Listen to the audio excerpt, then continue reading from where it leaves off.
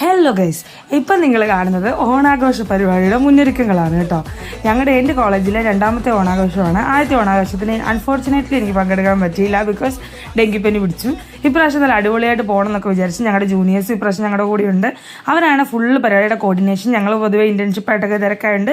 അവരാണ് എല്ലാ പരിപാടിയും കണ്ടക്ട് ചെയ്തത്. അടിപൊളിയായിരുന്നു. അവർ കുറേ ഡാൻസും മെഗാ തിരുവാതിരയും കുറേ പരിപാടികളുണ്ടായിരുന്നു. ഞങ്ങൾ അവരെ സപ്പോർട്ട് ചെയ്തു. ഞങ്ങൾ ഓരോ പരിപാടിക്കൊക്കെ ചേർന്നിട്ടുണ്ടായിരുന്നു.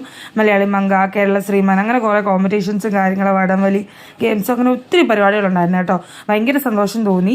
കഴിഞ്ഞ പ്രാവശ്യം പോകാത്തതിൻ്റെ ഒരു വിഷമം ഉണ്ടായിരുന്നു. നമുക്ക് എങ്ങനെയാണ് നമ്മൾ വീഡിയോയിലൂടെയൊക്കെ അല്ലേ കണ്ട് മനസ്സിലാക്കാൻ പറ്റും. പക്ഷേ ഇപ്രാവശ്യം നമുക്ക് നേരിട്ട് ചെന്ന് നമ്മുടെ ജൂനിയേഴ്സിൻ്റെ ഒപ്പം തന്നെ എല്ലാത്തിലും പങ്കെടുക്കാനൊക്കെ പറ്റി.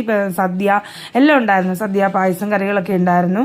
അപ്പം എൻ്റെ നാട്ടിൽ നിന്നും വ്യത്യസ്തമായിട്ടുള്ള ചില കറികളൊക്കെ സദ്യയിലുണ്ടായിരുന്നു. അപ്പോൾ എനിക്ക് അതിശയായിരുന്നു, ഇതെന്താ ഇങ്ങനെ. അപ്പോഴാണ് അവിടെ സാറന്മാരൊക്കെ പറഞ്ഞു തന്നത് ഇവിടെ ഇങ്ങനെയാണ്, ചങ്ങനാശ്ശേരിയിലൊക്കെ ഏകദേശം ഇങ്ങനെയാണെന്നൊക്കെ പറഞ്ഞു തന്നത്. മധുരക്കറിയൊക്കെയുള്ള ഒത്തിരി വ്യത്യാസം ഉണ്ടായിരുന്നു. പിന്നെ വടംവലിയൊക്കെ അടിപൊളിയായിരുന്നു. വടമൊക്കെ വാങ്ങിച്ച് ഞങ്ങൾ ജൂനിയേഴ്സ് സീനിയേഴ്സ് വേഴ്സസ് ആയിരുന്നു. ലാസ്റ്റ് നമുക്ക് എന്താ പറയുക, ലാസ്റ്റ് പൂഴിക്കടകൻ എന്ന് പറയുന്ന ഐറ്റം ഉണ്ടായിരുന്നു. എല്ലാം കഴിഞ്ഞിട്ട് നമുക്കൊരു ആഘോഷം ഉണ്ടല്ലോ, അതെല്ലാം ഉണ്ടായിരുന്നു. ആകെപ്പാടെ ഒരു അടിപൊളി പ്രോഗ്രാം ആയിരുന്നു. എൻ്റെ ഓർമ്മയിൽ മറക്കാത്തൊരു ഓർമ്മയായിരുന്നു. അപ്പോൾ അത്രേ ഉള്ളൂ.